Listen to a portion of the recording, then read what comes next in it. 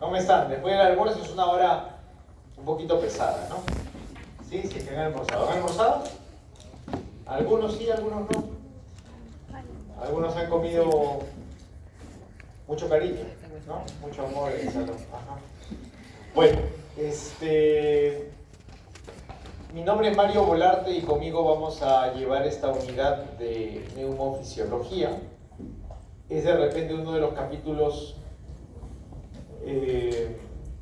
interesantes dentro del estudio de la fisiología y que les va a permitir a ustedes ir reconociendo una serie de procesos corporales regulares en razón al proceso de respiración, de ventilación, de intercambio gaseoso, y que luego nos permita en fisiopatología poder comprender algunas situaciones que resulten del desequilibrio del proceso, sea del propio proceso fisiológico o de repente de alguna condición estructural que también se vea comprometida, o de repente algún proceso nervioso que también tenga alguna influencia interesante y que condicione una respuesta patológica, para poder, en ese caso, encontrar ahí aquellos puntos de referencia para poder actuar a nivel farmacológico, ¿no? Entonces, ustedes lo que siempre deben tener en consideración es que este estudio de la fisiología no es un estudio aislado.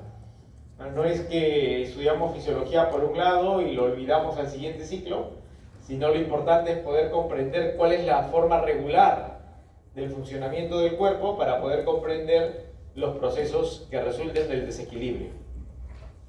¿Quiénes participan en el club de la fisiología los días viernes?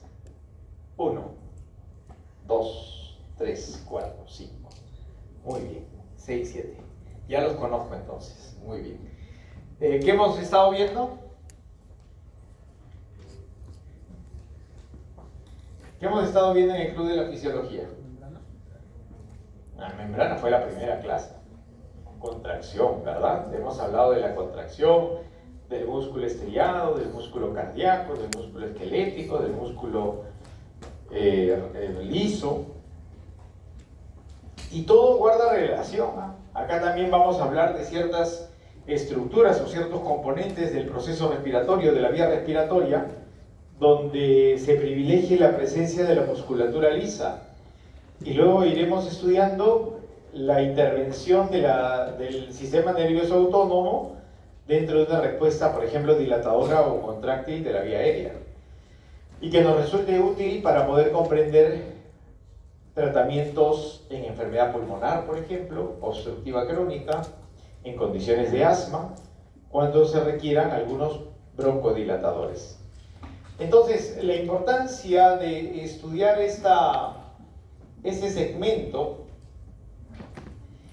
es en realidad poder tener la referencia de los mecanismos fisiológicos de la ventilación pulmonar. ¿Ustedes tienen estas PPTs? Sí las tienen, ya, ok. Los mecanismos fisiológicos de la ventilación pulmonar, el control de la respiración y las técnicas de evaluación de la función pulmonar, así como aplicar esos conocimientos en un contexto clínico. Por eso les digo, al final, todo decanta en el contexto clínico, poder generar un razonamiento clínico y poder atender a una respuesta, en este caso fisiopatológica, posterior, ¿no? Posterior, conociendo de lo regular para pasar a lo finalmente dañado. Dentro de la principal función, digamos, dentro de las funciones que pueda tener el sistema respiratorio, ¿cuál será? ¿Cuál creen ustedes, cuál conocen, cuál recuerdan de todos sus estudios, que sea la principal función del sistema respiratorio? El intercambio gaseoso. Ok. ¿Qué es intercambio gaseoso? A ver. ¿Un nombre? Rosario. A ver, Rosario, cuéntanos, ¿qué entiendes por intercambio gaseoso? ¿Con micrófono o sin micrófono? Para que te escuchen, con micro, muy bien.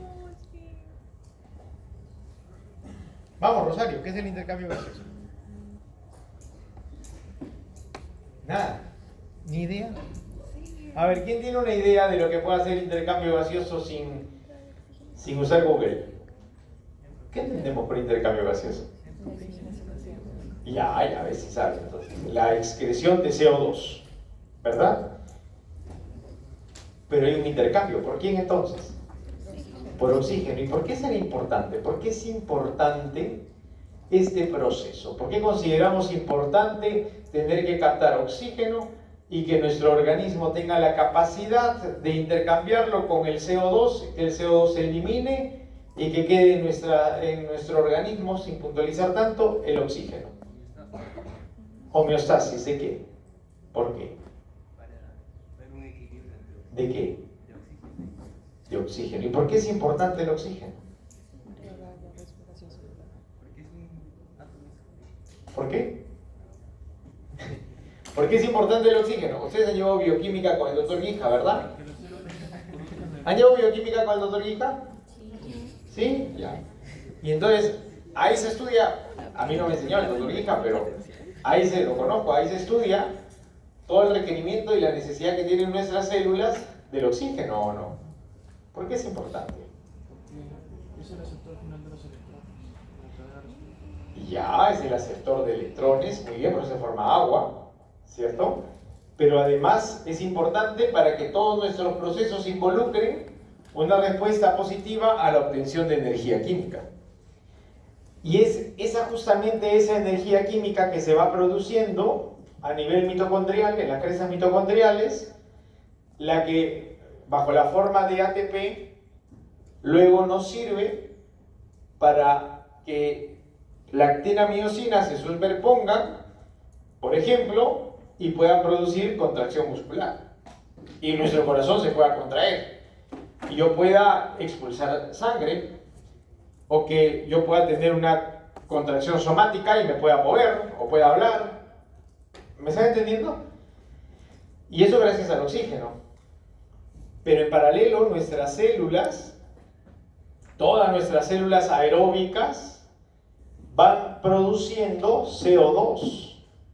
Y se va produciendo CO2 por la sencilla razón que las moléculas químicas que se van formando van acortando su estructura, se van haciendo más simples, más pequeñas, en este proceso principalmente del ciclo de Krebs, en donde vamos observando que de repente el alfa-cetoglutarato para pasar a succinil-CoA libera CO2. Ese CO2 que estoy produciendo de repente en la mitocondria, en la matriz mitocondrial de una célula muscular esquelética, ese es el CO2 que luego, bajo la forma, fíjense, y hay una pregunta que viene en el examen, bajo la forma de bicarbonato, se va a desplazar para luego hacer el intercambio gaseoso. ¿Ven? Botar ese CO2 que viene de la descomposición de las moléculas, de las grandes moléculas, de los procesos metabólicos, y que finalmente podamos tenerlo bajo la forma de ATP y la destrucción o la captación y utilización del oxígeno. Y aquí encontramos entonces una serie de órganos involucrados para poder cumplir con esta función que va a ser asegurar el intercambio gaseoso y permitir una adecuada oxigenación de la sangre, y a través de la sangre, por supuesto, la oxigenación tisular, la oxigenación celular, y eliminar el anhídrido carbónico producido en la respiración aeróbica. Esto gracias a 4 procesos: ventilación, difusión, perfusión y distribución de oxígeno. ¿Ya? Anoten esos 4 de los procesos que son importantes, que debemos considerar: la ventilación, la difusión, la perfusión y la distribución de CO2. Cualquier trastorno en estos procesos puede provocar hipoxemia, debido a la causa más frecuente de la misma, el trastorno de la relación ventilación-perfusión. Por ejemplo, estamos en un cuadro de un tromboembolismo. ¿Qué cosa es un tromboembolismo? Un tromboembolismo pulmonar. ¿Qué entendemos por tromboembolismo? La generación de un coágulo, ¿verdad? Se ha producido un coágulo, un trombo, que está bloqueando algún sistema de irrigación. Si yo bloqueo algún proceso de irrigación, ¿cómo se encuentra la perfusión de sangre? ¿Aumentada o disminuida?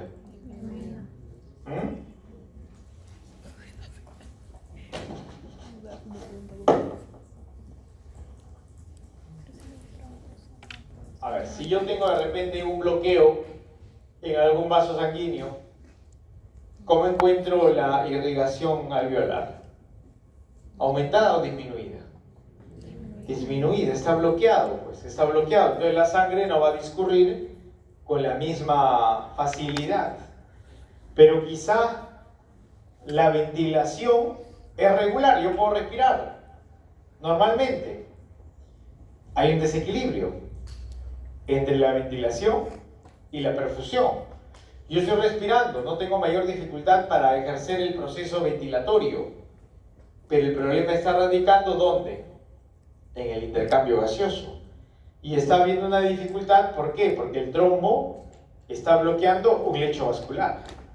Y eso me está llevando a que no se dé un buen intercambio de gases, ¿no? Entonces, son procesos entre esa ventilación, difusión, perfusión y distribución de oxígeno, la que vamos a ir atendiendo a través de estas clases de la unidad. Dentro de la estructura de la vía respiratoria, debemos considerar o dividir en 3 regiones interconectadas y que estas dependerán al flujo que transcurra por ellas. Tenemos las vías respiratorias altas, las vías conductoras y las vías terminales, o también conocido como tejido acinar o alvéolos o parénquima pulmonar, ¿ya? Que va a ser la parte distal, la parte terminal, la parte donde se genere propiamente el intercambio de gases. No es que el intercambio de gases se va a producir en todos los órganos que constituyen el sistema respiratorio, no, hay un segmento, y este segmento es la parte terminal en donde encontramos el tejido alveolar, los alvéolos, que va a ser una estructura de una membrana muy permeable, muy rica en sistema vascular, donde permita el flujo, en este caso el flujo de los gases, a través de ciertas leyes propias de los gases, ¿no? Naturales de los gases, que iremos reconociendo más adelante. ¿Hasta aquí alguna pregunta? ¿Estamos bien? ¿Están entendiendo? ¿Está clarito? ¿Sí? ¿No está difícil? Bien. Dentro de la vía respiratoria alta, entonces, tenemos el sistema de entrada, la nariz, la cavidad nasal, la boca, que desemboca en faringe, y la laringe, que va de la zona inferior de la faringe para integrar toda la vía respiratoria alta. Eso ustedes lo saben, pero lo sabemos de colegio. En el colegio nos enseñan esto, ¿verdad? Las vías conductoras, que comienza en la tráquea y se ramifica de forma dicotómica para ampliar enormemente el área de superficie de pulmones. ¿Por qué dicotómica? ¿Qué cosa es dicotómica? ¿Qué entendemos por dicotómico? Una doble ramificación, ¿verdad? Una doble ramificación. Entonces vamos a tener bronquio derecho, bronquio izquierdo, ¿verdad? Y luego estas vías, antes de hablar de qué pasa con las terminaciones, estas 16 divisiones de la vía forman la zona conductora de pulmones, que transporta gases desde la zona superior y también el regreso de las mismas, ¿no? Es una vía bidireccional, y las ramas la componen bronquios, bronquiolos y los bronquiolos terminales. Aquí podemos ver, por ejemplo, segmentado la zona conductora y la zona de respiración propiamente, donde vamos a encontrar los sacos alveolares en la división final para que se pueda producir el intercambio gaseoso. ¿Qué nos dice la diapositiva? La zona de conducción posee innumerables células especializadas que tienen otras funciones, además de servir como conducto de aire al parénquima pulmonar. El epitelio de la mucosa está sobre una fina membrana basal y más abajo de ella está la lámina propia. Y a todo eso se conoce mucosa de la vía respiratoria. Acá podemos verlo mucho más gráfico, ¿no? Tenemos entonces en todo el proceso de conducción, tráquea-bronquio, una vía fibrocartilaginosa, encontramos estructura de cartílago, estructura capilar que va a permitir también la oxigenación de toda esta musculatura lisa que viene conectada con todo el sistema, la membrana basal, la lámina propia, el epitelio y el moco o agente tensioactivo que se vaya a ir formando. ¿Cuál será la función del moco? ¿Para qué formamos moco? Barrera. Barrera, por ejemplo, ¿de qué? Para agentes extraños, muy bien. ¿Qué más? ¿Qué otra función cumpliría el moco?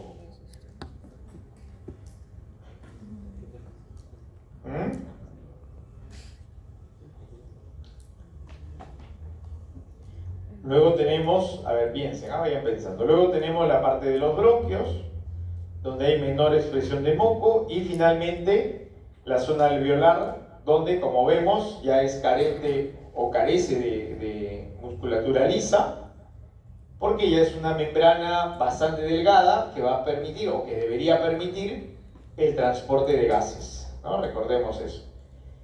Dentro de la estructura bronquial, como vemos, está prácticamente conectada por musculatura lisa, ¿ok? Esa va a ser la que le dé una mediana rigidez. Ya los bronquios, ¿no?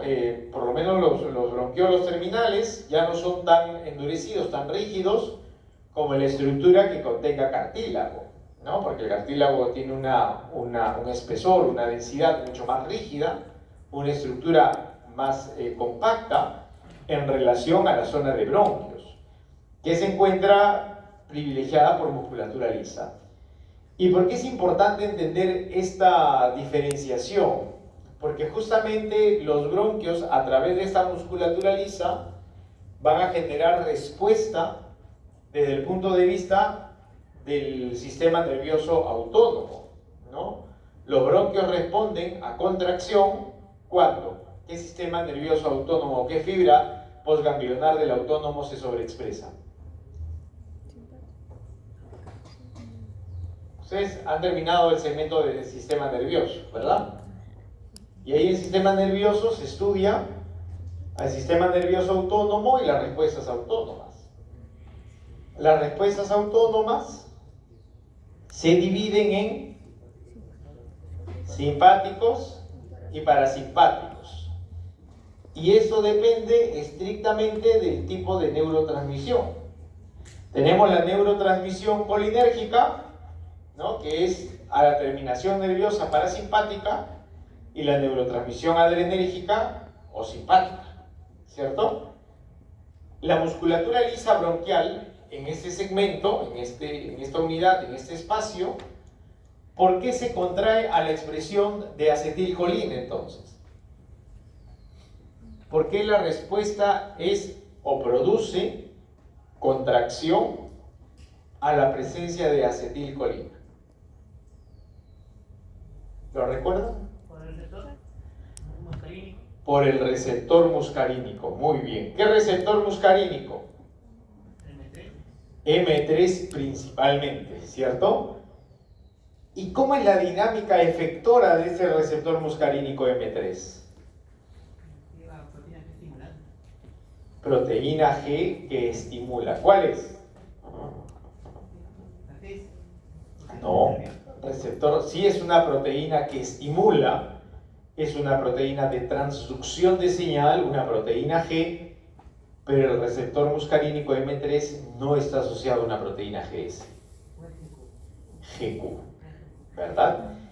¿Y cuál es la diferencia?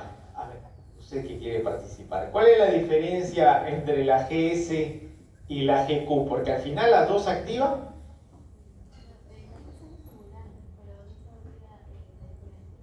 Muy bien. Ajá. ¿Sí? ¿Se los explico mejor? ¿Sí? Claro que tengo que saber.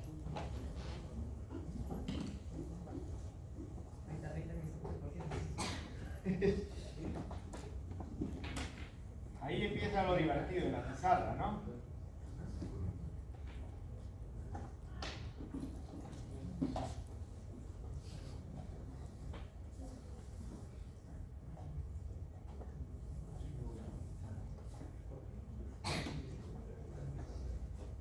¿Y el control de este ecran está?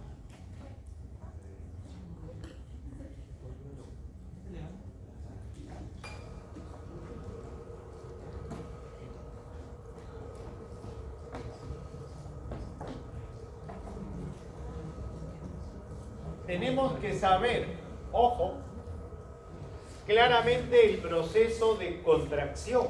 ¿Sí me escuchan, no? Sí. Ya. Tenemos que reconocer claramente el proceso de contracción porque es la única forma por la que podríamos fundamentar luego procesos farmacológicos. Pero no me están gritando, así que voy a usar el micrófono. No, ya no llego a la noche y tengo más clases.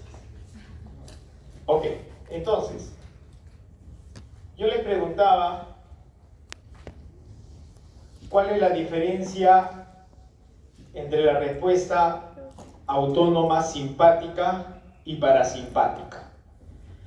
Entonces, si esta fuese la célula muscular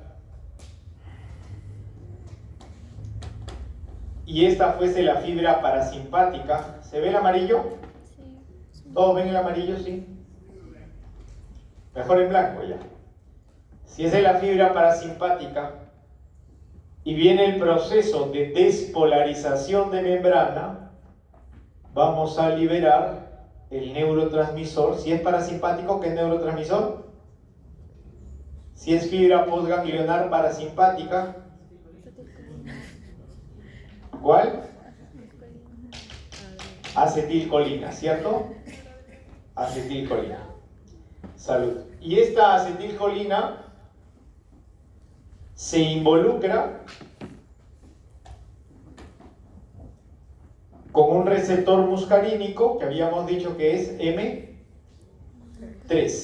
¿cierto? Ok. El receptor muscarínico M3 se encuentra asociado a una proteína del tipo GQ. Si nosotros ingresamos a la intimidad celular y fuésemos trabajando sobre la dinámica metabólica, bioquímica del proceso, iríamos reconociendo que la activación del receptor, ¿se ve el rojo? Tienen que irme diciendo, así se ve. Ok, la activación del receptor nos lleva a la activación de la proteína.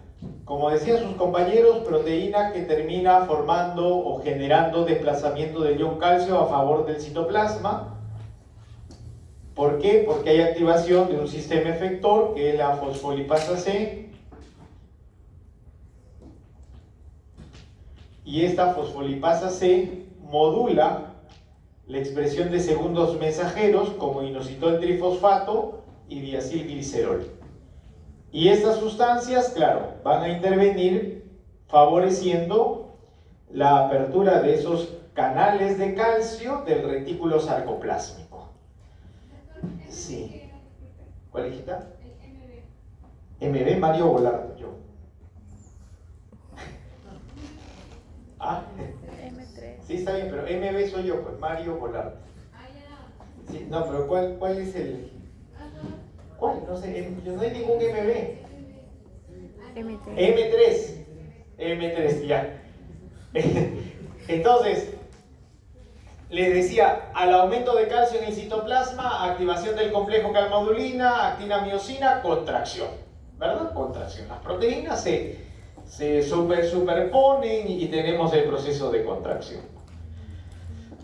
Entonces, yo les comentaba que este segmento de los bronquios es importante tenerlo en cuenta porque es justamente la razón que nos va a dar o el broncoespasmo o la broncodilatación. Y entonces yo voy a modular esa oportunidad ventilatoria, esa capacidad ventilatoria que vamos a hablar luego más adelante, las capacidades ventilatorias. ¿Por qué razón? Porque fíjense, viene el simpático con expresión de noradrenalina. Entonces, la noradrenalina, por impulso nervioso, se expresa en el espacio sináptico y esta noradrenalina debe interactuar con receptores adrenérgicos, en este caso, beta 2. El receptor beta 2 se encuentra asociado a una proteína de transducción del tipo GS.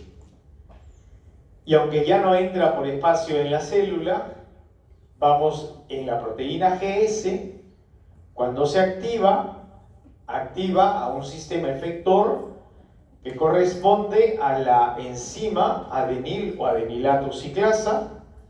Lo hago aquí en paralelo, ¿ya? Tendría que hacerlo aquí, pero ya no hay espacio, para poder entender por qué este bronco contrae, por qué este bronco dilata. Ya que el aumento de calcio, por acá, vamos a terminar aquí el esquema, el aumento de calcio, ¿qué produce? Contracción. Y esta contracción regularía el broncoespasmo. ¿Me están entendiendo? ¿Sí? Perfecto. Fisiológicamente, ¿esto cómo se invierte? Fisiológicamente, ¿cómo regulamos? A través justamente de la interacción con el receptor beta 2. ¿Por qué razón? Porque cuando el receptor beta 2, vamos a hacerlo aquí en paralelo, estando en la membrana, esa membrana que ya han estudiado con el doctor Yoshimoto, llega la noradrenalina, interactúa sobre esta proteína asociada el receptor asociado a una proteína GS, y entonces inicia la misma dinámica de fosforilación de la fracción alfa. La fracción alfa fosforilada es un sistema que permite la activación de un sistema efector que es adenil ciclasa o adenilato ciclasa, como quieran llamarlo, da lo mismo. Y esta adenilato ciclasa es una enzima que modula la expresión del segundo mensajero a partir de ATP y facilita la expresión de AMP cíclico. Y fíjense algo que es interesantísimo, ¿eh? Y aquí estamos aprendiendo fisiología, fisiopato, y vamos a terminar en farmacología. Entonces, ¿por qué esto es interesante? Porque el AMP cíclico, que corresponde al segundo mensajero de la vía de la adenil ciclasa, y recuerden, estamos aquí dentro, estamos en el citoplasma de la célula muscular lisa bronquial.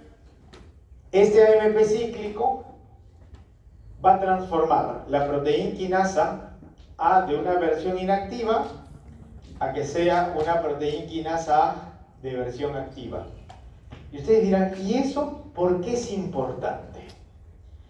Porque la proteína quinasa A activa que acabamos de expresar hace que se activen las bombas calcio-ATPasa del retículo sarcoplásmico.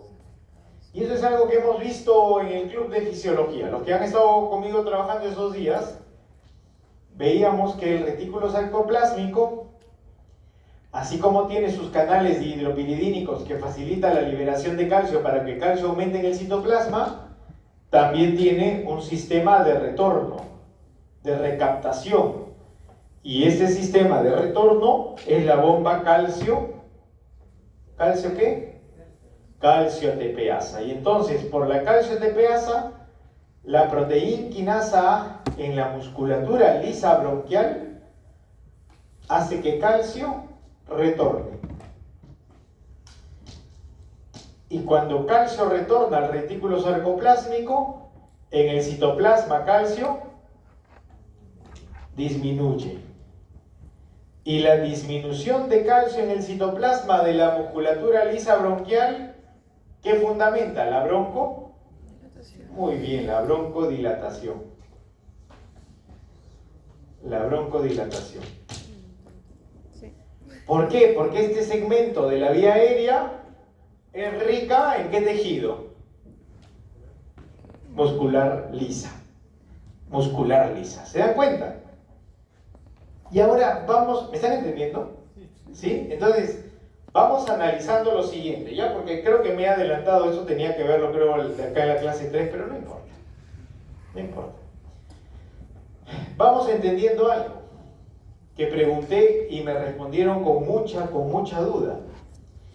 El broncoespasmo, la contracción de la musculatura lisa bronquial, entonces está mediada por ¿qué neurotransmisión? El broncoespasmo. ¿Quién me estaba produciendo broncoespasmo? ¿Ah? El parasimpático. Muy bien, el parasimpático. ¿Y quién está modulando la broncodilatación?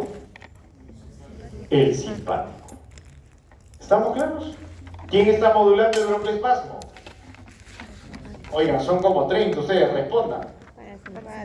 ¿Quién está modulando el broncoespasmo? El parasimpático. Muy bien. ¿Quién está modulando la broncodilatación? El simpático. Fisiológicamente, ¿no? Fisiológicamente. Pero si por alguna razón patológica, por ejemplo, pasáramos a tener una condición de broncoespasmo, de repente una enfermedad pulmonar obstructiva, una fibrosis, asma, respuestas que generen broncoconstricción por presencia de repente de alergenos. ¿Quién es asmático aquí? Tú, 1, 2. Cuando tienes un proceso alérgico, ¿has desencadenado más broncoespasmo? ¿Sí? Seguro que sí, claro, porque todo tiene un inicio ahí a nivel de mastocito, que ya luego se va estudiando. Pero bueno, cuando hay un broncoespasmo, entonces, sin llegar hasta la terapéutica, a la decisión final de qué medicamento usar, solamente por el análisis de la respuesta, sin llegar a terapéutica, no quiero que elijan ahorita qué medicamento, pero por lo menos tengamos idea de qué tipo de fármaco podríamos usar. Si a través de un fármaco activo receptor M3, ¿qué voy a producir? Más broncoespasmo. Entonces, ¿por ahí iría la ruta terapéutica? Ah, pero podríamos bloquear al receptor, ¿ven? Podríamos bloquear al receptor. Y si bloqueo al receptor, estoy impidiendo la interacción ¿de quién? El parasimpático. De la acetilcolina con el receptor M3. Y entonces, este bloqueo del receptor se convierte en una oportunidad farmacológica. Se convierte en un target farmacológico, en una zona de acción de fármacos con potencial broncodilatadora o broncodilatador. Pero la otra forma también sería poder activar al beta 2 o no. ¿Qué dicen ustedes? ¿Qué función cumplía la noradrenalina o la adrenalina, en realidad con exactitud la adrenalina, al activar al receptor beta 2? Broncodilatación, respuesta final, broncodilatación. Ya el proceso de activación de proteína GS, adenilciclasa, AMP cíclico, proteína quinasa activa, ya nos queda como fundamento. Pero entendamos que la activación del receptor beta 2, que es una respuesta simpática netamente, nos va a llevar entonces a una respuesta broncodilatadora. Por eso cuando estudiamos esto desde el razonamiento farmacológico, describimos a antagonistas colinérgicos o anticolinérgicos M3, por ejemplo, como bromuro de hiperatropio o como el bromuro de tiotropio, o podríamos estar hablando desde la otra dimensión, desde el otro segmento, desde la otra unidad de la farmacología autónoma simpática, como los agonistas beta 2. Y en esta unidad, en ese segmento, en este grupo de fármacos, encontramos, por ejemplo, salbutamol, alfenoterol, al clenbuterol, al salmeterol, al formoterol. Y van a ser estos fármacos los que nos permitan inducir entonces a una broncodilatación. ¿Ven? Pero todo es conociendo la razón fisiológica. Yo no puedo hablar de farmacología si no tenemos los conceptos básicos de la regulación regular del proceso. ¿Estamos bien? Por eso es que estamos estudiando este segmento, ¿ya?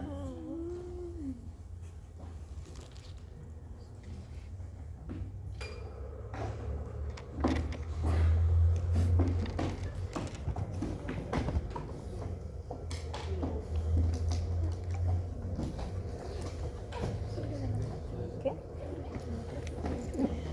Sí.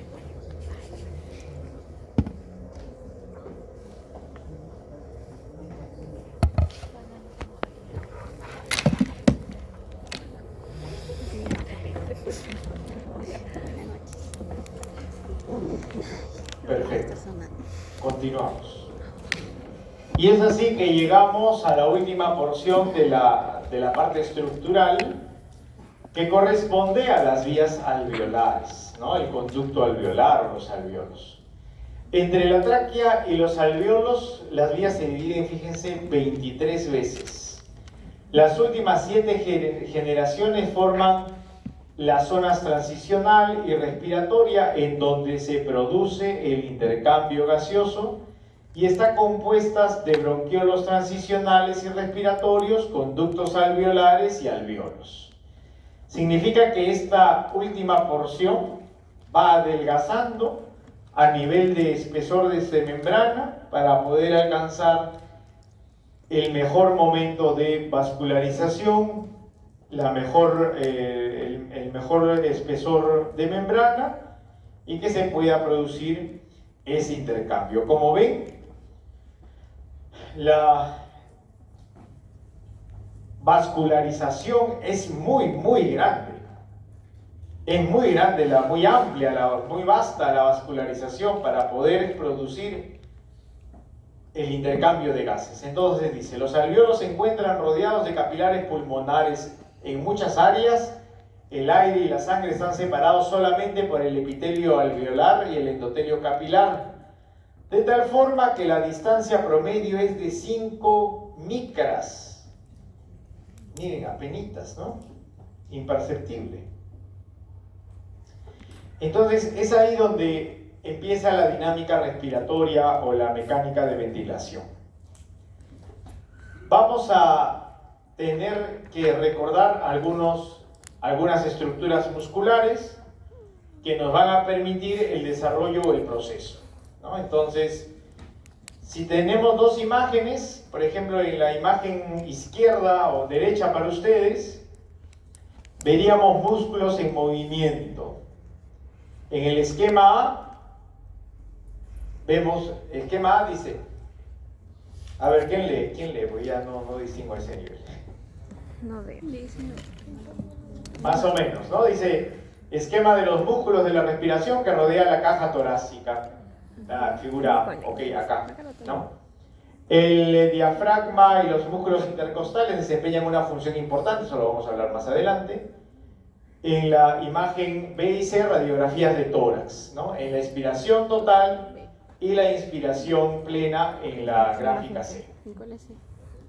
¿Dónde estamos en inspiración? ¿Dónde en expiración? A ver, ¿dónde estamos tomando aire y dónde estamos expulsando aire? Tomando, expulsando. ¿Qué está pasando aquí? Se está contrayendo. Estamos expirando, ¿no? Y aquí, Inspirando. inspiración. Ok. Esa es la dinámica ventilatoria que vamos a ir reconociendo a través de una serie de procesos con compromisos musculares principalmente. Entonces, en los músculos de inspiración, ¿no? Los que nos permiten tomar aire y también expulsar aire, vamos a ver después, en la dinámica contraria, tenemos al diafragma, principal músculo. También los músculos intercostales, pero va a ser el diafragma el que ejerza pues una respuesta importante. El principal músculo de la inspiración entonces se contrae, desciende y aumenta el volumen de la cavidad torácica, permitiendo la entrada de aire a los pulmones. Eso es importante entonces. Contracción del diafragma, expansión de la caja torácica, y eso va a permitir ingreso de aire. ¿Ok? Los músculos intercostales externos ubicados entre las costillas también se contraen, elevan las costillas y expanden el tórax. Todo eso permite el ingreso de aire, entonces eso facilita la inspiración. Hay también trabajo de músculos accesorios cuando hacemos una inspiración forzada o en ejercicio. ¿Qué cosa es una inspiración forzada?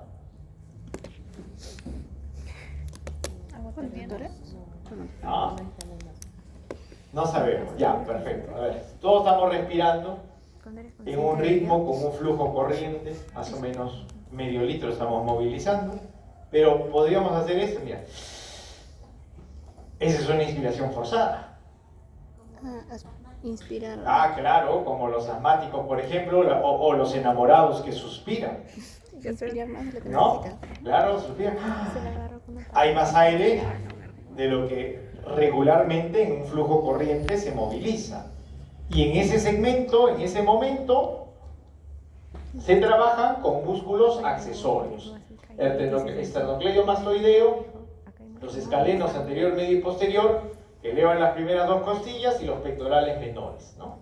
que van a ser los músculos que permitan la inspiración forzada durante el ejercicio, ¿no? Que estamos hiperventilando, ahí también utilizamos estos músculos accesorios. En el caso de la expiración, en reposo y forzada. En reposo tenemos relajación de diafragma y los músculos intercostales externos. La inspiración forzada, intercostales internos y músculos abdominales. ¿Ok? Ahí vamos a trabajar el proceso de expiración.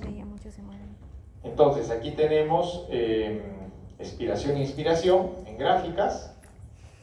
Vamos a recordar la dinámica. A ver, en una inspiración regular,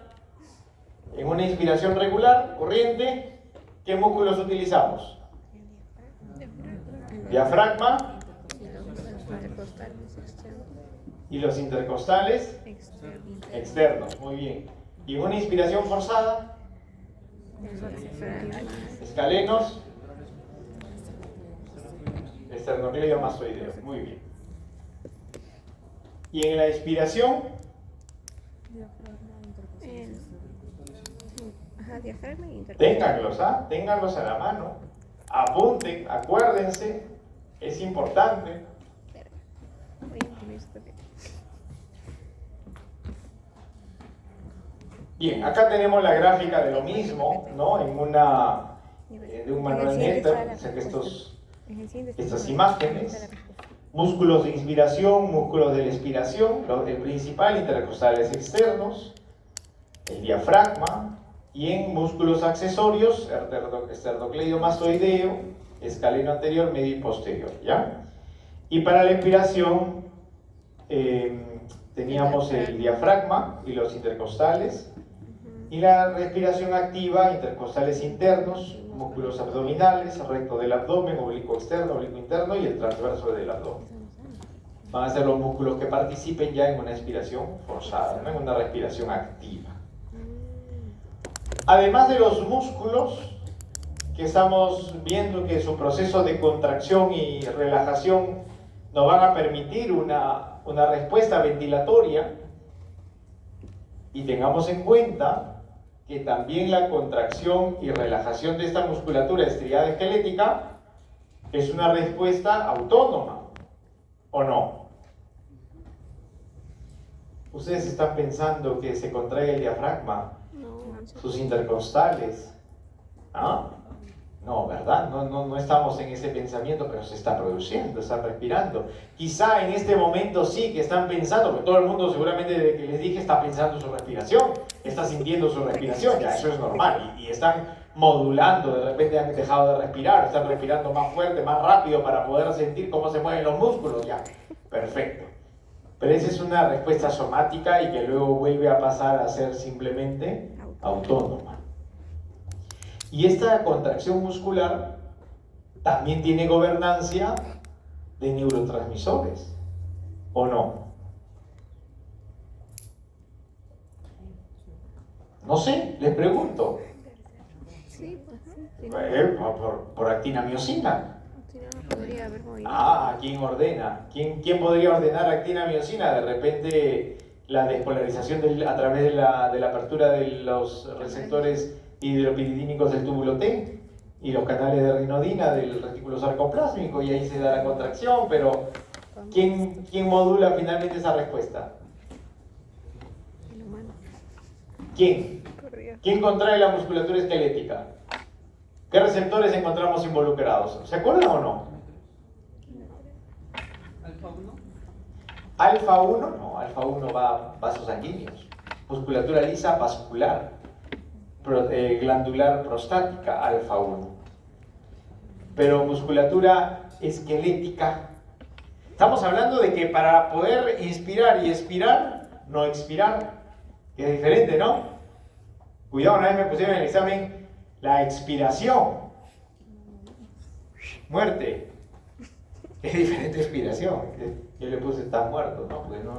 Porque no estaba muerto en el examen. Estamos viendo que el proceso de inspiración y expiración se da por contracción y relajación muscular. ¿Es así o no? ¿Estamos diciendo eso? Sí, contradicción, ¿verdad? Vamos, tenemos que articular todo el conocimiento. El conocimiento no es para aprenderlo de manera segmentada, sino para poderlo entender desde un eje regular en donde podemos integrar todos los conceptos. ¿Cómo se contrae? ¿Qué tipo de musculatura estamos movilizando? En este momento, lisa, estriada esquelética, ¿cierto? Ya, ¿y cómo se activa la musculatura estriada esquelética? ¿Cómo es que se contrae? ¿Cuál es el proceso? Y para eso estuvimos en el Club de Fisiología como 2 semanas hablando de contracción muscular. Porque teníamos que llegar a esto, ¿eh? Teníamos que llegar a esta dimensión, a este momento. No han participado, no los he visto. ¿Cómo? ¿Lo explico? Sí. No, mejor se los dejo para que estudien. Y lo conversamos el martes. ¿Qué les parece? ¿Les parece bien? No. ¿O lo explico? Sí, explícalo. Lo explico ya. ¿Para qué estamos? Estamos hablando de contracción y relajación como respuesta autónoma, ¿verdad? Y entonces vamos a encontrar cómo es que se contrae la musculatura esquelética. Vas a ver ahorita. Hace eso, pizarra.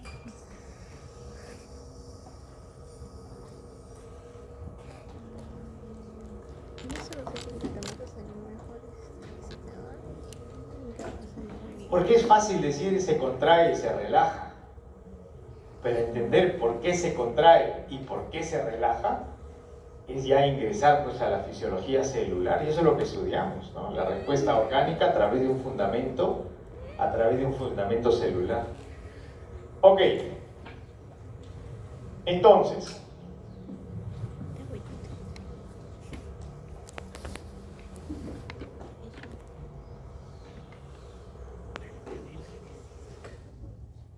si esto fuese la musculatura esquelética, el túbulo T, ¿ok? Habíamos indicado que para que haya contracción es necesario la neurotransmisión parasimpática. ¿Por qué razón? Porque al llegar el impulso nervioso, y la próxima semana vemos justamente cuáles son los impulsos nerviosos que motivan esta neurotransmisión, y liberarse la acetilcolina al espacio sináptico, aquí en la membrana de la musculatura esquelética hay unos receptores colinérgicos, ¿ok? Unos receptores colinérgicos que son tipo canal iónico activado por ligando. ¿Qué significa? Que necesita de un ligando, necesita de una sustancia que permita su acoplamiento. ¿Estamos bien? Permita su acoplamiento, su recepción, y esto modulará la apertura de canales de sodio. Muy bien, canales de sodio. Y en ese momento vamos a encontrar ingreso del ion sodio que irá despolarizando la membrana de la musculatura, y eso va, al despolarizar la célula, va a propiciar la apertura, acá al despolarizar la membrana del túbulo T, va a modular la apertura de canales de calcio, voltaje dependiente o dependiente de voltaje, como quieran llamarlo. Y el ingreso de calcio excita en el retículo sarcoplásmico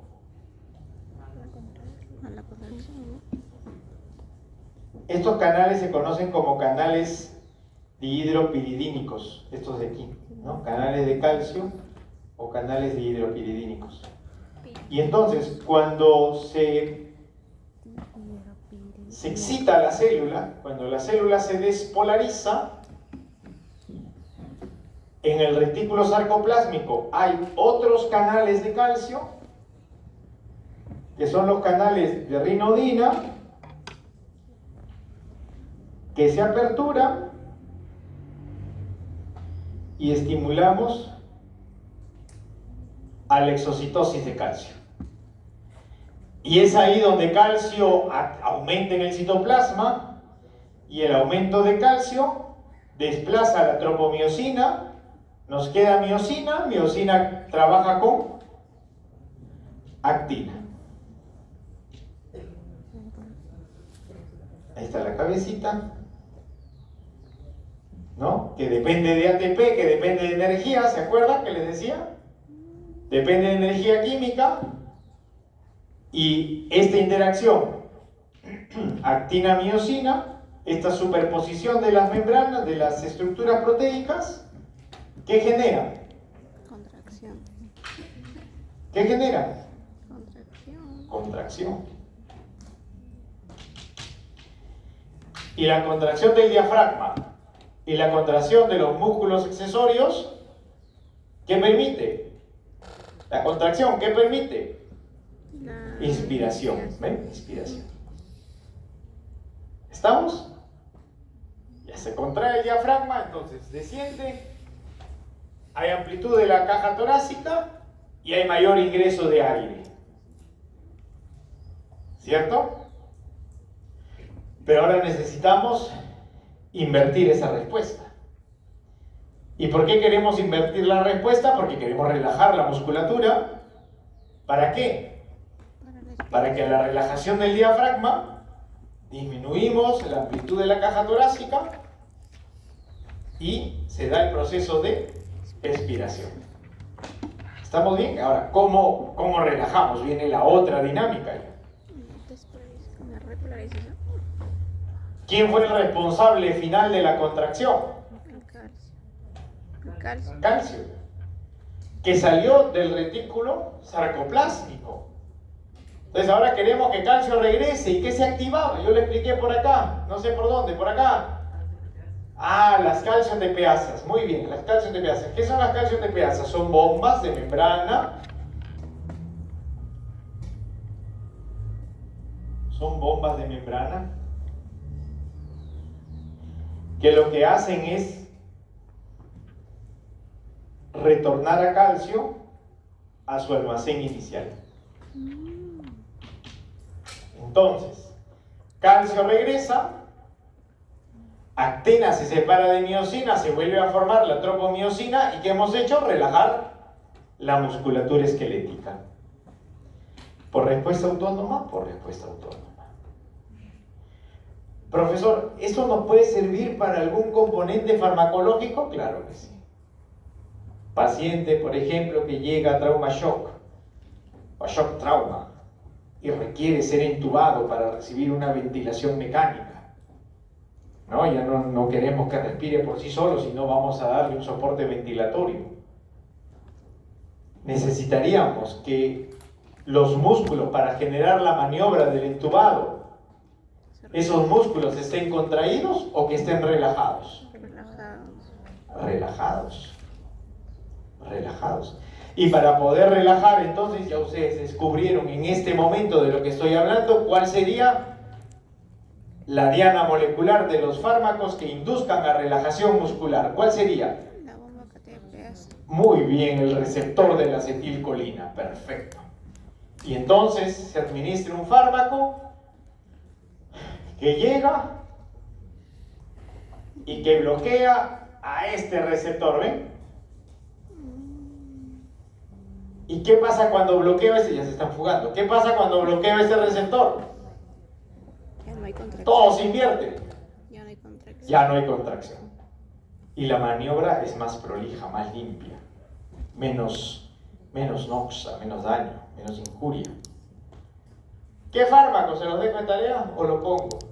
Póngalo. Uno nomás, ¿ya? Se llaman bloqueantes neuromusculares. Se nota que me gusta farmacología, ¿no? Sí. Bloqueo neuromuscular.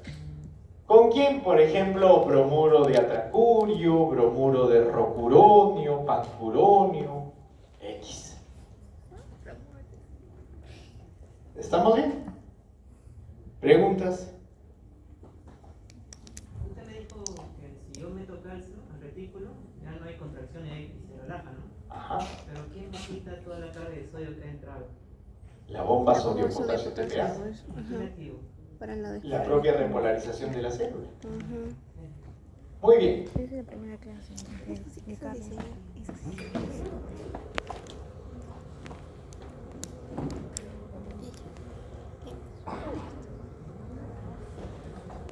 Todos los gráficos están patentados, por si acaso.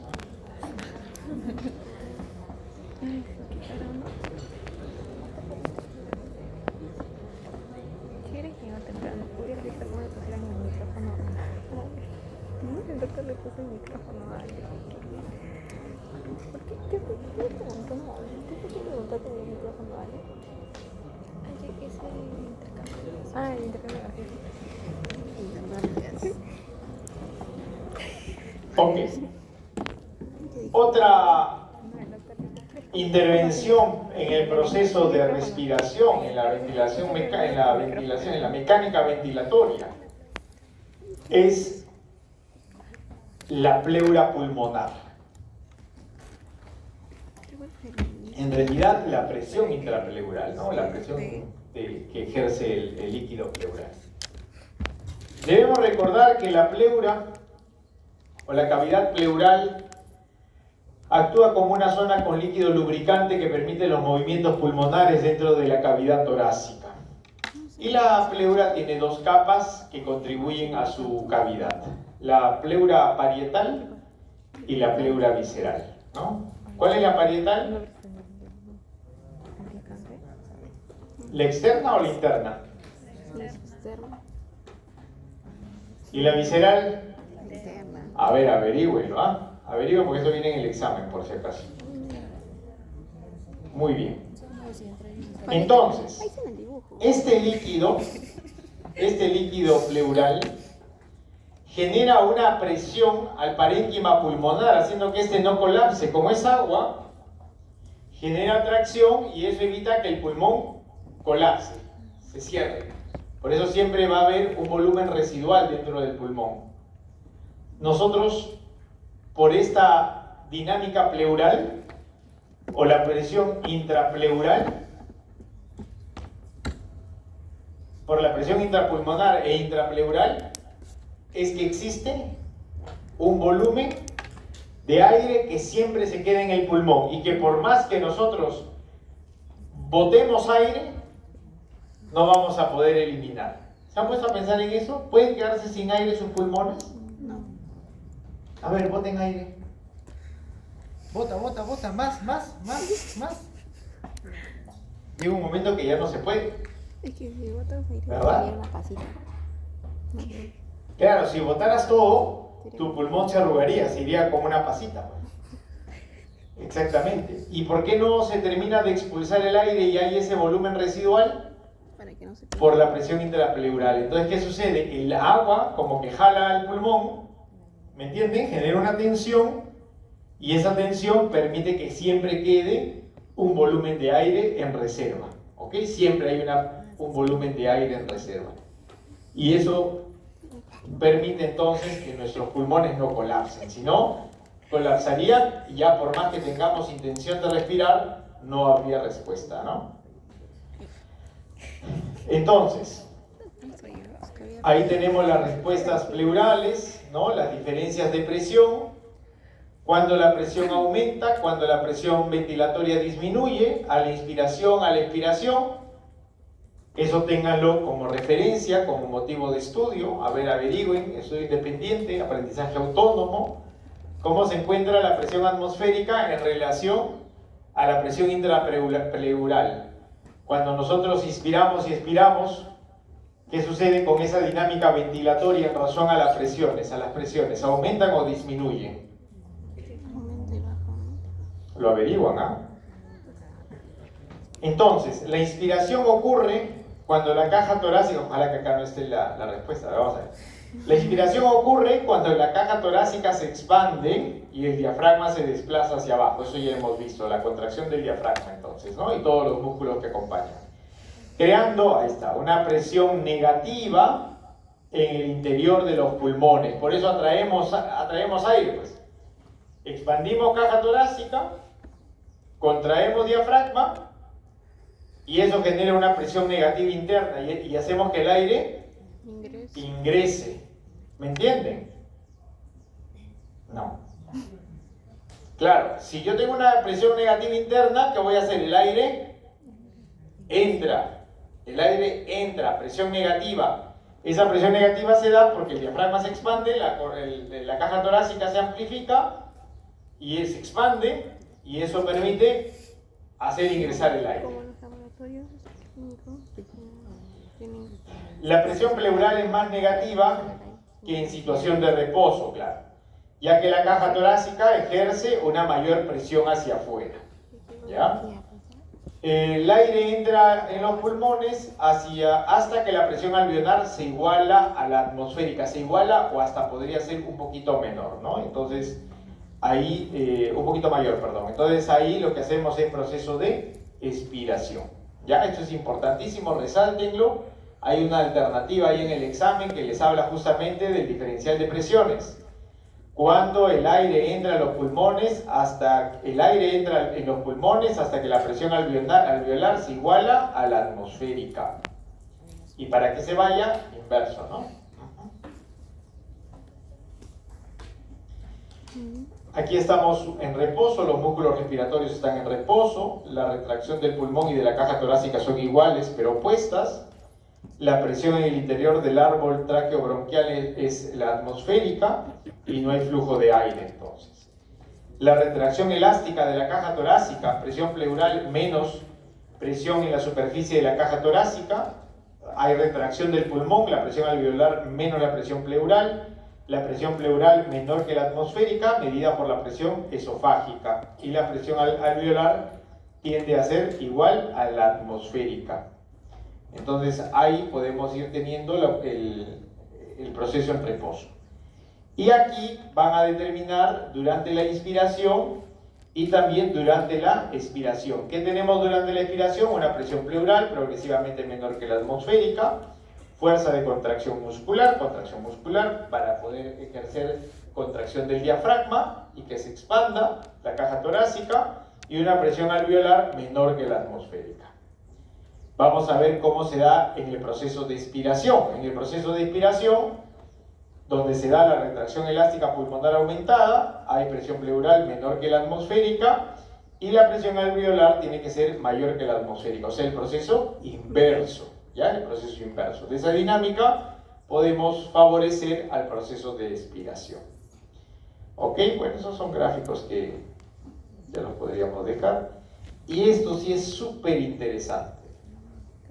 Si nos da tiempo todavía. Volúmenes y capacidades pulmonares. Esto es súper interesante. Porque esto nos va a permitir también entender los patrones respiratorios en la clase 3. Vamos a ver clase 4, perdón, patrones respiratorios. ¿Ya? Vamos a ver cómo se modifica estas capacidades pulmonares cuando hay cambios en el pH, por ejemplo, en un trastorno de acidosis respiratoria, cambia todo, ¿no? Entonces, vamos a ver algunas definiciones primero para poder entender esto claramente, ¿ya? Vamos a tener primero el volumen corriente, después vamos a ir acá, vamos a regresar al esquema para entender qué significa.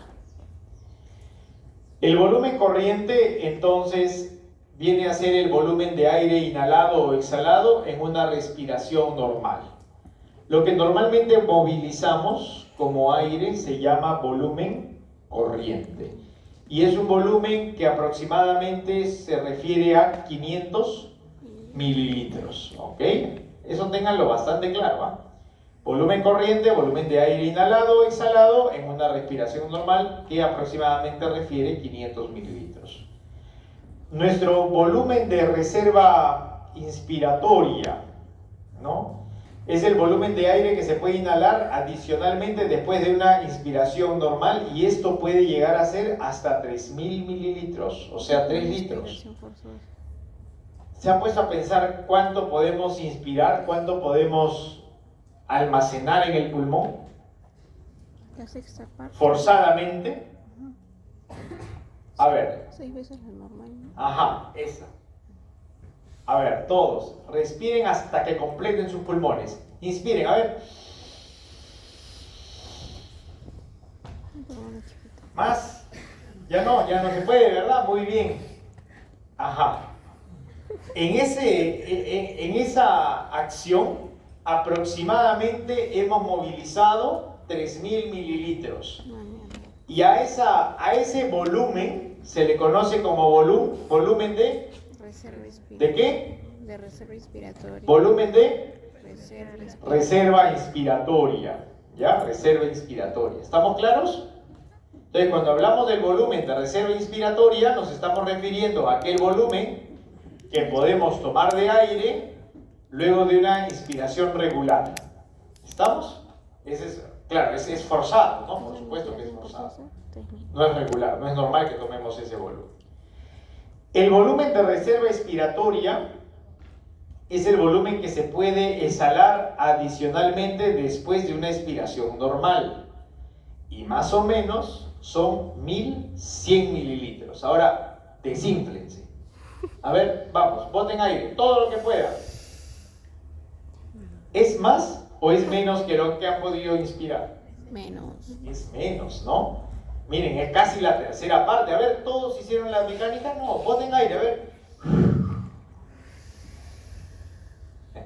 Se ríe. Ya, muy bien. Ese volumen es el volumen de reserva expiratoria. ¿Me están entendiendo? Cuando uno se ríe. ¿Sí? Ya. Y el conjunto de volumen de reserva inspiratoria, volumen corriente y volumen de reserva expiratorio se va a conocer como capacidad vital. ¿Ya? Capacidad vital. Lo vamos a ver más adelante. El volumen residual es el volumen de aire que queda en los pulmones después de una expiración máxima, que más o menos son 1.200 mililitros. O sea, después de que ustedes han forzado la expiración, los pulmones se están quedando con aproximadamente 1.200 mililitros. ¿Y esto es gracias a qué? Las presiones, a la presión. Muy bien, la presión intrapleural, ¿no? Es el líquido intrapleural que ejerce presión en los pulmones, presión negativa, y hace que este esté siempre expandido. Y podemos tener hasta 1.200 mililitros de almacenamiento. Y todo, la suma de las capacidades pulmonares vendría a ser la capacidad pulmonar total. ¿Ok? Capacidad pulmonar total. La capacidad vital vendría a ser la suma de ¿qué? Del volumen vital. Del volumen. Vendría a ser igual a la suma de ¿qué? Del volumen Acá está. La suma de el volumen total. de reserva expiratoria, el volumen corriente o de transición y el volumen de reserva expiratoria, ¿no? En promedio, 4.600 mililitros. ¿Cuánto era el volumen de reserva inspiratorio? 1200. 3.000. Ah, ya, 3.000, ¿verdad? Volumen corriente, 500. 500. Volumen de reserva expiratoria, 1.100. En total, 4.600. Ahí está. ¿Ven? 4.600. Ese es el volumen total de aire que puede tener el pulmón. La capacidad pulmonar total vendría a ser la suma de todos los volúmenes, ¿no? De todos los volúmenes, hasta 5.800. La capacidad residual funcional viene a ser la suma del volumen de reserva expiratoria más el volumen residual, 2.300. Y la capacidad inspiratoria es el volumen corriente más el volumen de reserva inspiratoria, 3.500. Y eso es lo que vemos aquí también, ¿no? El volumen corriente en promedio, medio litro, ¿cierto? El volumen de reserva inspiratoria, la capacidad inspiratoria, por lo tanto, la capacidad vital, la capacidad residual y la capacidad pulmonar total. Todo esto nos va a permitir ir reconociendo propiedades del proceso ventilatorio, ¿no? Porque luego en espirometría hay marcadores, relaciones entre estas capacidades y volúmenes que nos permite ir entendiendo si es que estamos frente a un proceso de obstrucción ventilatoria o no hay obstrucción ventilatoria. Y esto es importante para luego el diagnóstico y por supuesto el tratamiento, ¿no? Luego de haber entendido esta... ¿Han entendido, no? ¿Sí? Ya. Luego de haber entendido esta dinámica, vamos a ver la ventilación alveolar donde se da la hematosis. ¿Qué cosa es la hematosis? El intercambio de los gases. Entonces, la ventilación alveolar describe como el volumen de aire que llega a los alveolos y participa en el intercambio gaseoso. La ventilación alveolar viene a ser el volumen corriente menos el espacio muerto por la frecuencia respiratoria. ¿Y qué es el espacio muerto? Es el espacio del aire inspirado que no participa en el intercambio gaseoso. ¿Y cuál no participaba en el intercambio gaseoso? Vamos a ver. Las vías aéreas conductoras y el espacio muerto fisiológico, que son los alvéolos no perfundidos, los que se comienzan a aparecer en el primer segmento. Todo ese espacio es un espacio donde no hay intercambio de gases. ¿Se acuerdan de esta gráfica?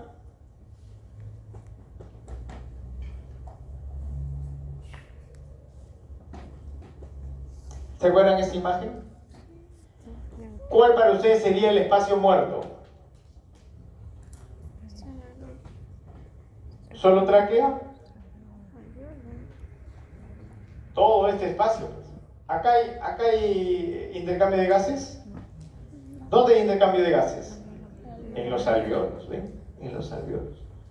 Entonces, todo ese espacio se llama espacio muerto. ¿Por qué? Porque no es que no tenga vida, sino que no es que esté muerto el espacio, las células, no. Sino que ahí no se da intercambio de gases. ¿Ya? ¿Y por qué no se da el intercambio de gases? A ver, ¿qué opinan? ¿Por qué no habría... ¿por qué ese es un espacio muerto fisiológico?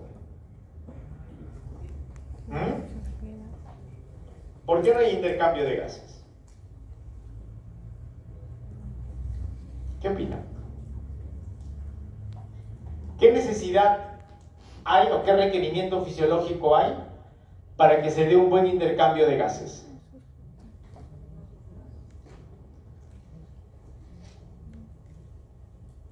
El espesor de la membrana. ¿Se acuerdan? En la zona de perfusión, en la zona de intercambio de gases, la separación entre el aire y la sangre solamente estaba mediada por la membrana alveolar y la membrana endotelial. ¿Se acuerdan de eso? Está en una de las diapositivas, ¿ah? Está en una de las diapositivas, en la zona de intercambio de gases. La distancia que hay entre el aire y la sangre es la membrana endotelial y la membrana alveolar. O sea, esto y esto, ¿ven?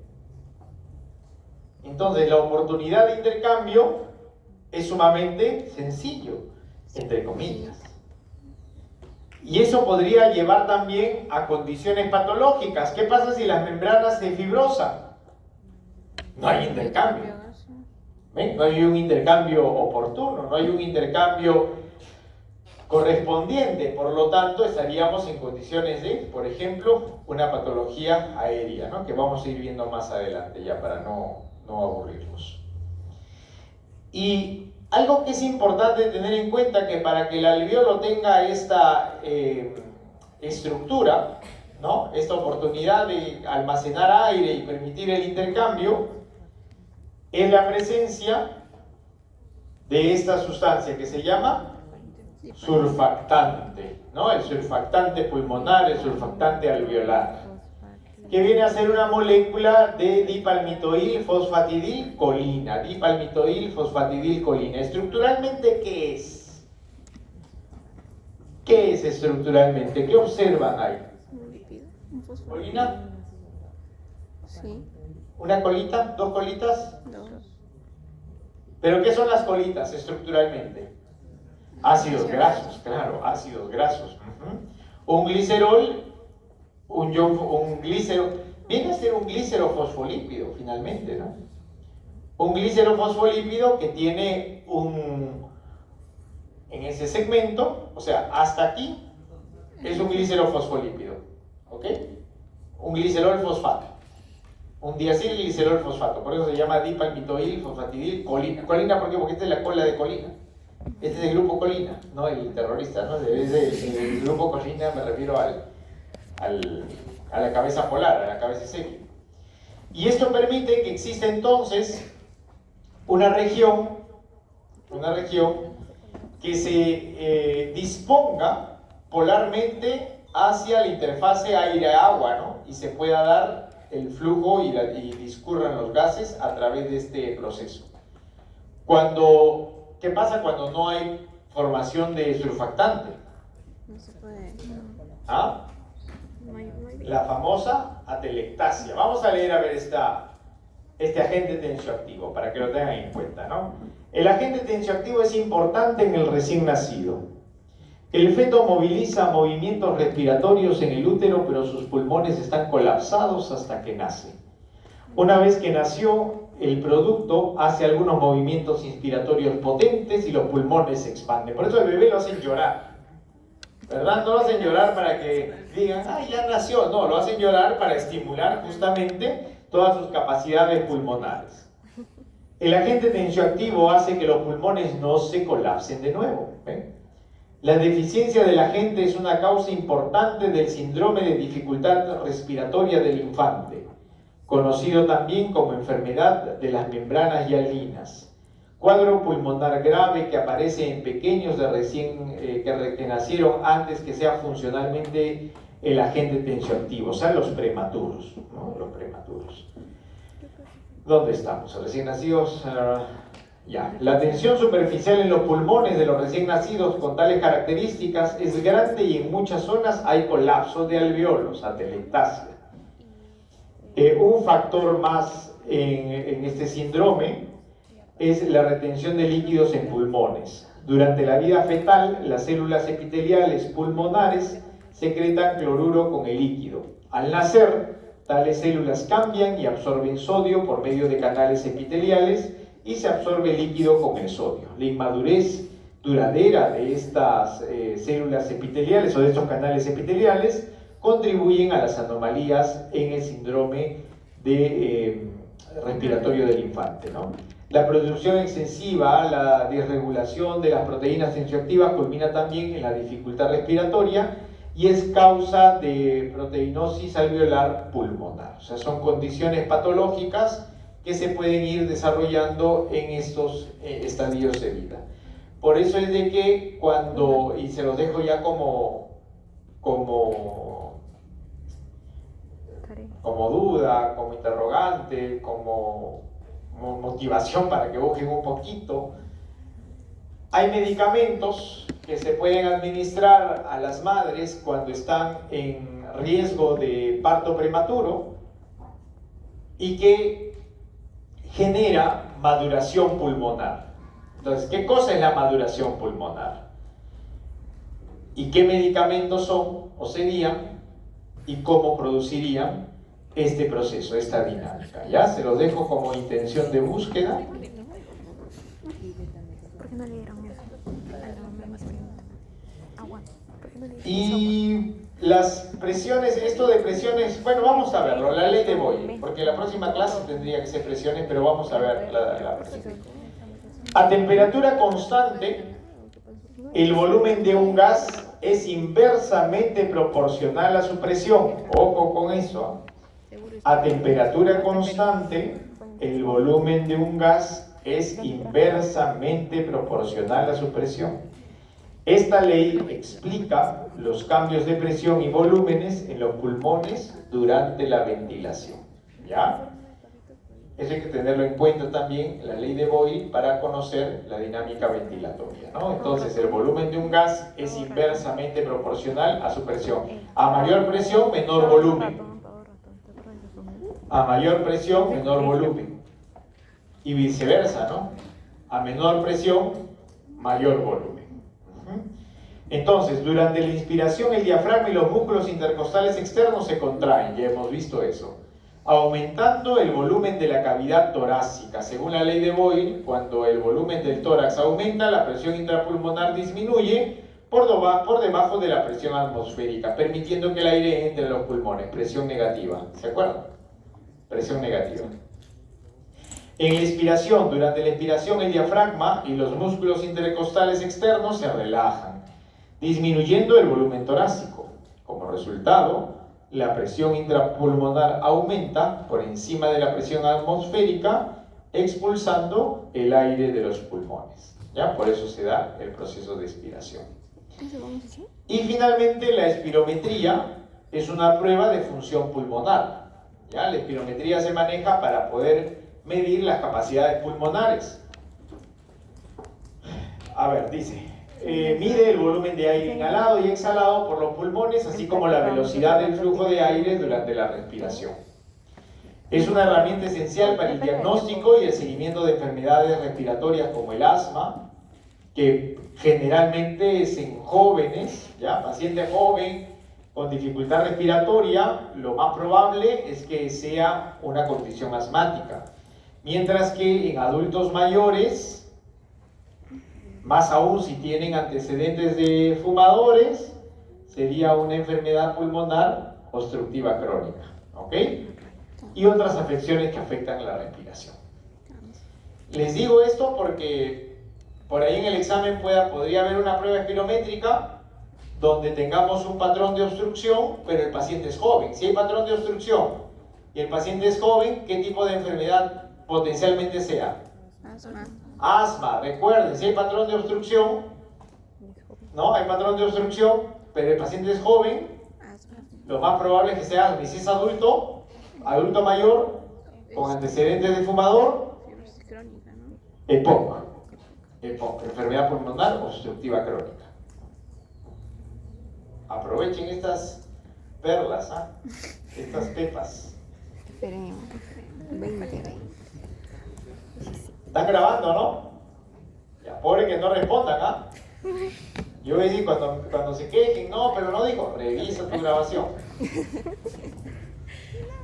Pero, miren, ustedes se han mal acostumbrado, no sé si es mala costumbre, en mi tiempo no se grababa, no había cómo. Teníamos otras grabadoras más artesanales, ¿no? Pero me imagino que ven sus videos, ¿no? O solamente gastan memoria, ¿cómo es? En YouTube. Escuchan, tipo podcast. Todo está Bueno, cocinado. tienen que utilizar sus grabaciones, porque si no, por las puras están grabando, ¿no? Ok, entonces, los parámetros medidos. El volumen expiratorio forzado en el primer segundo. Ese es el volumen de aire que una persona puede exhalar con fuerza durante el primer segundo de una expiración forzada después de una inhalación completa. Miren, ¿ah? Es el volumen que podemos exhalar con fuerza durante el primer segundo de una expiración forzada después de una inhalación completa. Hemos inhalado, botamos y al primer segundo, ¿qué volumen? ¿Cuánto podemos botar? La capacidad vital forzada es el volumen total de aire que una persona puede exhalar con fuerza después de una inhalación completa. Es diferente, ¿no? Es diferente al volumen expiratorio forzado. La capacidad vital forzada es el volumen total de aire que una persona puede exhalar con fuerza después de una inhalación completa. Mide la capacidad pulmonar y ayuda a diferenciar entre patrones obstructivos y restrictivos. La relación entonces que hay entre el volumen expiratorio forzado y la capacidad vital forzada es el porcentaje del volumen total de aire exhalado en el primer segundo. Normalmente esta relación es superior al 70 y 80% en relación, y una relación baja sugiere obstrucción de las vías respiratorias. Entonces, cuando la relación, fíjense, la relación volumen expiratorio forzado, capacidad vital forzada, es por ejemplo 60%, ¿qué nos está describiendo? Una obstrucción de las vías respiratorias. ¿Qué nos estaría describiendo una relación volumen expiratorio forzado, capacidad vital forzada de 60%? Una obstrucción. Obstrucción, muy bien, obstrucción. Si es más de 70%, 70, 80%, normal. Menos de 70%, Obstrucción. obstrucción. Menos de 70% en adulto joven, Asma. En adulto mayor, EPOC. ¿Estamos claros? ¿Estamos claros? Sí. El volumen expiratorio máximo es la velocidad máxima de flujo de aire durante una expiración forzada, útil para evaluar las funciones de las vías respiratorias grandes. Y el volumen corriente es el volumen de aire inhalado o exhalado durante una respiración normal en reposo. El flujo expiratorio máximo es la velocidad máxima de flujo de aire durante una expiración forzada, útil para evaluar la función de las vías respiratorias grandes. Y el volumen corriente, esto es lo mismo que lo he pasado más acá, ¿no? Entonces, la espirometría, aquí están, ven, los valores, hay una condición de obstrucción o normalidad. Ya no voy a ingresar a la parte restrictiva o mixta porque eso ya es más fisiopatología, si no se lo voy a dejar sin clase, pero quedemos con esto importante, ¿ok? Menos del 70% obstrucción, entre 70 y 80% es una relación normal. Y la pletimografía, que es una prueba de función pulmonar que mide el volumen total de aire en los pulmones, incluyendo los volúmenes que no se pueden medir directamente con la espirometría, como el volumen residual, por ejemplo.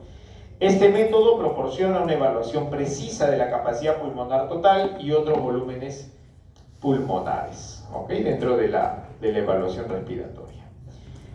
Muy bien, chicos. Bueno, sí, adiós, ¿no?